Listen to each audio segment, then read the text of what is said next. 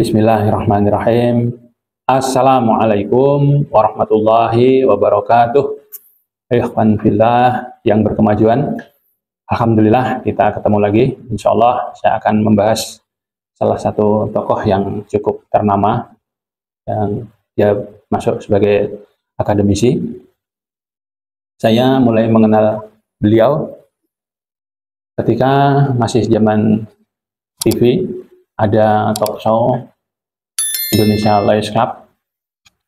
Saat itu yang paling terkenal sebagai manusia talk show adalah salah satunya Rocky Gerung.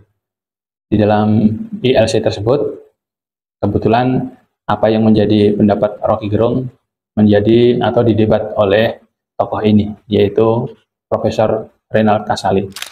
Saya perhatikan sejauh ini banyak pihak-pihak yang berseberangan atau mendebat Rocky Gerung, tapi terbilang kurang begitu imbang. Tapi debat dari Profesor Renald Kasali saya pikir sangat bagus, menjadi tokoh yang bisa mengimbangi Rocky Gerung.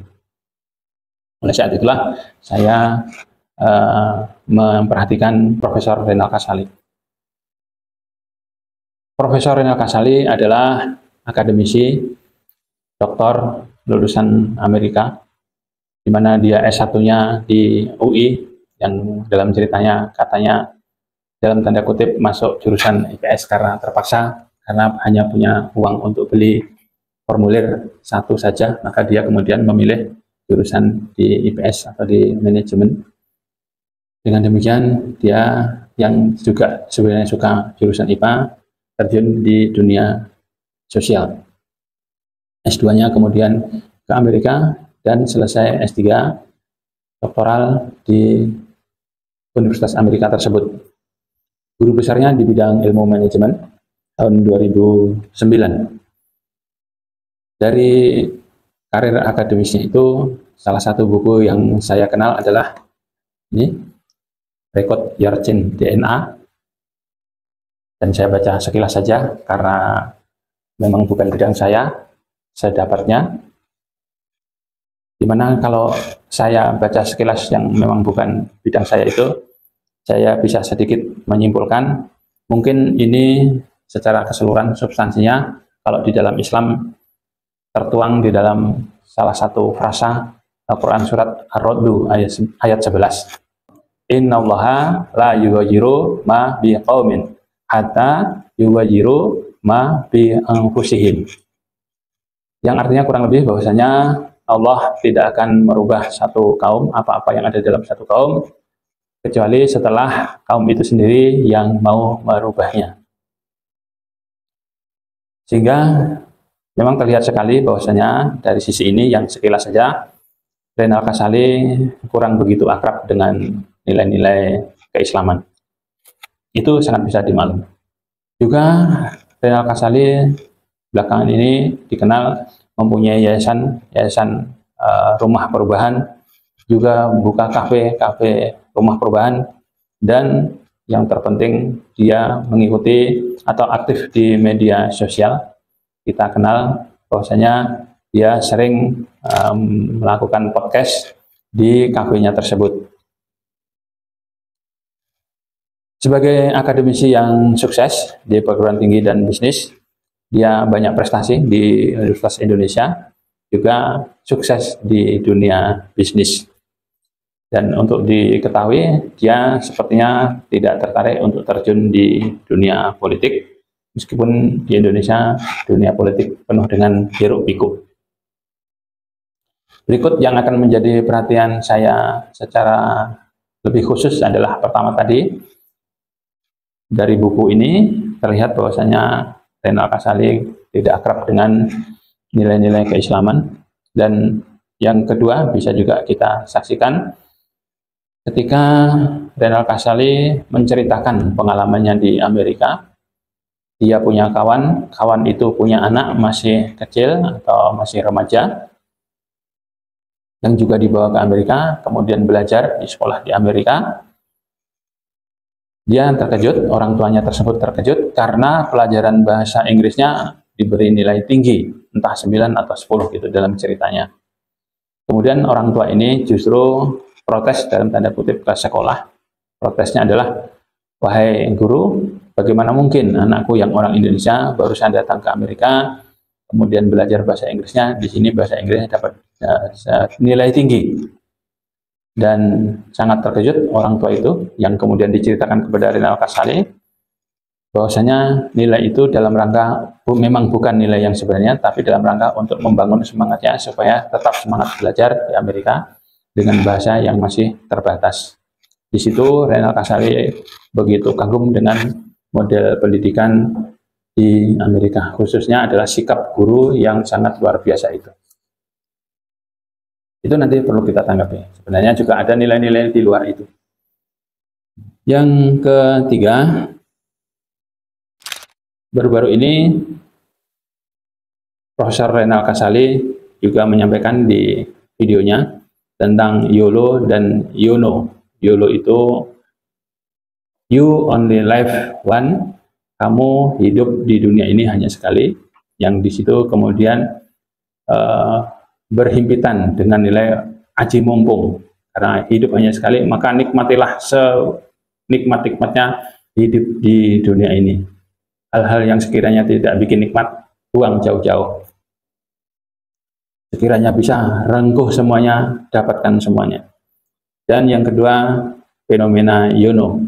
You only need one. Kamu hanya membutuhkan satu saja, tidak perlu banyak-banyak. Apa yang dibutuhkan itulah yang perlu kamu ambil, apa yang perlu kamu peroleh.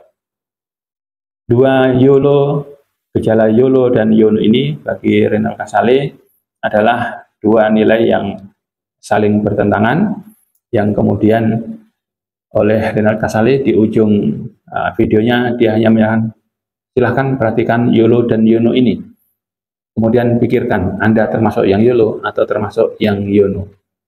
Sesungguhnya ketika saya lihat bahwasanya Rina Al-Kasali memang terbilang peduli dengan nilai-nilai, saya sebenarnya berharap dia mengatakan semoga Anda masuk yang baik. Misalnya yang baik YONO, masuklah kepada yang YONO, misal begitu. Dan ini nanti juga akan kita bahas dalam perspektif Islam. Yang keempat, tentang paparan Rina Al-Kasali tentang teori lipstick.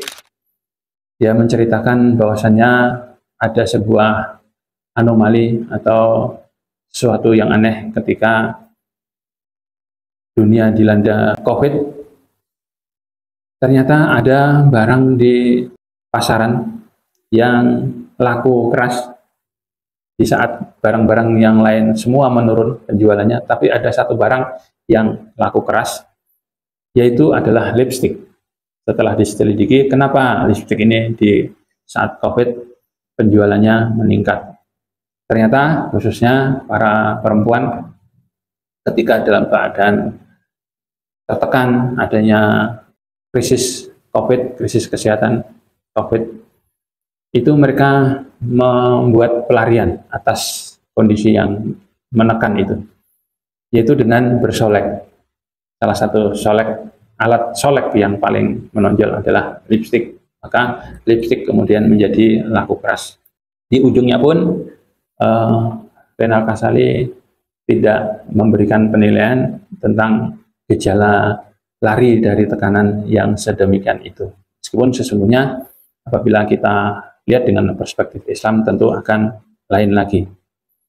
Dari 4 paparan tersebut termasuk buku ini, sekali lagi terlihat betul bahwasanya Rina Al-Kasali kurang begitu akrab dengan nilai-nilai transenden atau nilai-nilai religius yang sesungguhnya apabila itu dia sampaikan juga, entah tapi di nilai agamanya dia, karena dia bukan muslim, akan jauh lebih bagus, jauh lebih religius, dan akan sempurna, insya Allah begitu.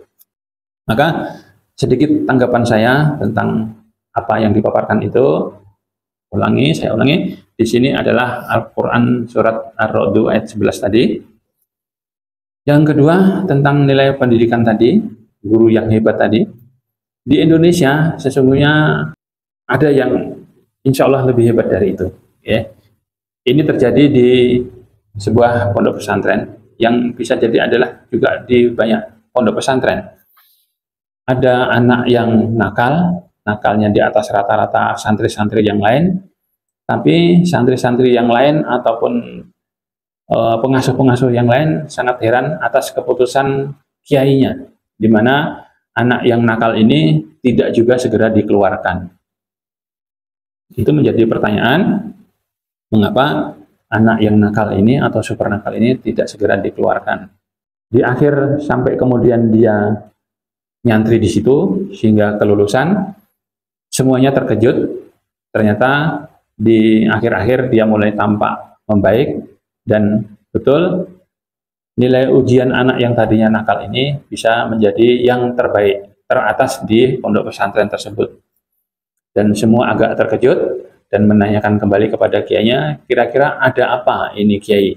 Anak ini yang dulunya nakal sekali, terbilang semaunya sendiri, belakangan sudah bisa menjadi baik, dan nilainya juga menjadi yang terbaik. Ternyata apa jawaban sang kiai?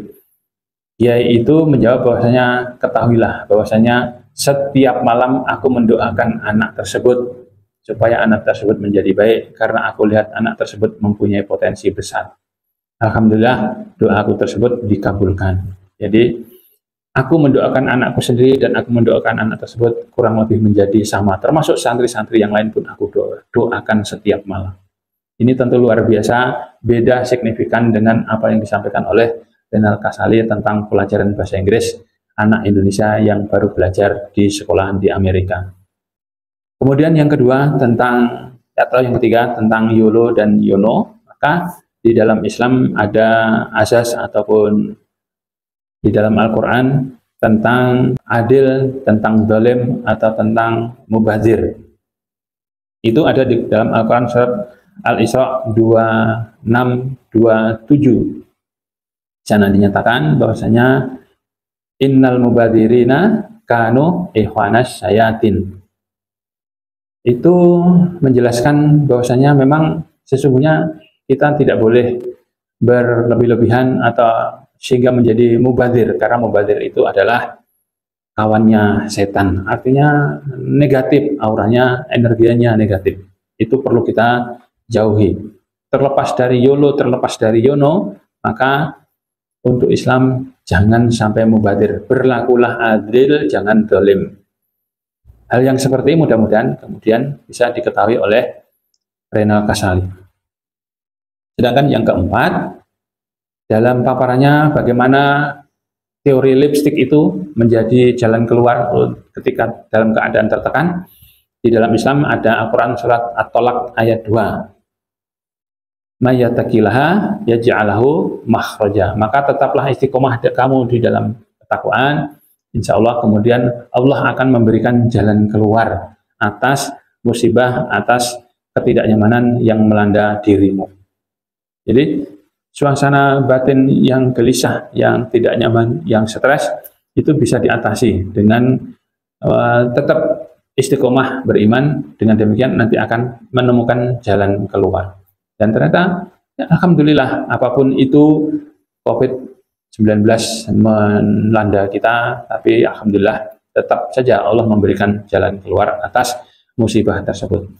Itulah beberapa nilai-nilai transenden ya yang bisa untuk melengkapi apa yang tadi disampaikan, setidaknya 4 apa yang disampaikan oleh Profesor Renal Kasali. Akan menjadi bagus, akan menjadi religius, akan menjadi sempurna apabila kemudian paparannya tadi dilengkapi dengan nilai-nilai transenden.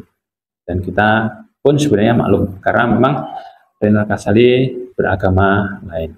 Ini perlu menjadi perhatian lebih khususnya atau lebih sempitnya kepada umat Islam sendiri, supaya untuk selalu mengaitkan segala fenomena itu dengan nilai-nilai keagamaan, nilai-nilai keislaman, yang itu tentu saja ada di dalam Al-Quran, ada di dalam hadis, ataupun fatwa-fatwa para ulama.